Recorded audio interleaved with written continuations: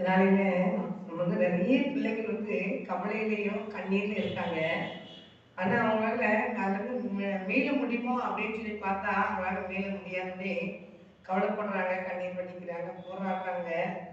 ஆண்டவரே ஏன் எனக்கு இந்த பாதை அப்படின்னு சொல்லி கேட்குறாங்க. ஏன் ஆண்டவரே இவ்வளோ கஷ்டம் அப்படின்னு பார்க்குறாங்க. ஏன் இவ்வளோ கண்ணீர் அப்படின்னு கேட்குறாங்க. ஆனாலும் எல்லாத்துக்கும் முடிவு 20ஆம் அதிகாரத்தில் போடுறது. யோவான் 16ஆம் அதிகாரம் 20ஆம் வசனத்தை போட்டுருக்கு. மெய்யாவே மெய்யாவே நான் உங்களுக்கு சொல்கிறேன், இந்த உலகமும் சந்தோஷப்படும், நீங்கள் துக்கப்படுவீர்கள், நீங்கள் அழுது புலம்புவீர்கள், ஆனாலும் உங்கள் துக்கம் சந்தோஷமாய் மாறும் அப்படிங்கிற வசனம் இருக்கு. அதனால நீங்க புலம்பி தவிப்பீங்க, அழுவீங்க, கண்ணீர் வடிப்பீங்க, ஆனாலும் உங்கள் துக்கங்கள் ஒரு நாள் சந்தோஷமா மாறும். ஏன் கேட்டீங்கன்னா, உங்கள் துக்கங்களை சந்தோஷமே மாற்றுகிற ஏசப்பா நம்மகிட்ட இருக்காங்க, உங்க கூட இருக்காங்க. அதனால எதை வச்சு கலங்காதீங்க. யாரும் எதுவும் சொல்லியிருக்காங்களே, இப்படி பேசுறாங்களே, இப்படி நினைக்கிறாங்க அப்படின்னு சொல்லி நினைச்சு கவலைப்படாதீங்க. கர்த்தர் எல்லாத்தையும் மாற்றி அமைப்பார். ஆமே.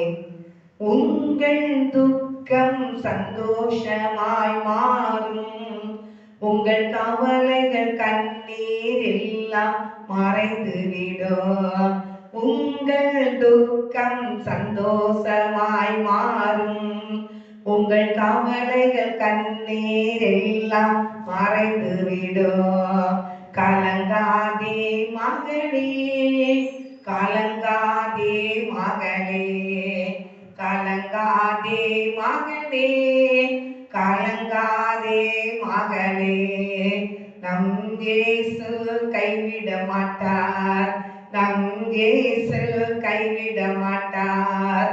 கடந்ததை நினைத்து கலங்காதே, நடந்ததை மறந்து விடு. கடந்ததை நினைத்து கலங்காதே, நடந்ததை மறந்து விடு.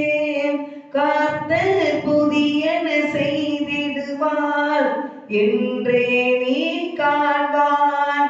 கர்த்தர் புதியன செய்திடுவார், என்றே நீ காண்பாய், என்றே நீ காண்பாய். கலங்கிடவே வேண்டாம், நீ கலங்கிடவே வேண்டாம், கலங்கிடவே வேண்டாம், நீ கலங்கிடவே வேண்டாம். நம் இயேசு கைவிட மாட்டார், நம் இயேசு கைவிட மாட்டார். கடந்ததை நினைத்து கலங்காதே, நடந்ததை மறந்து விடு.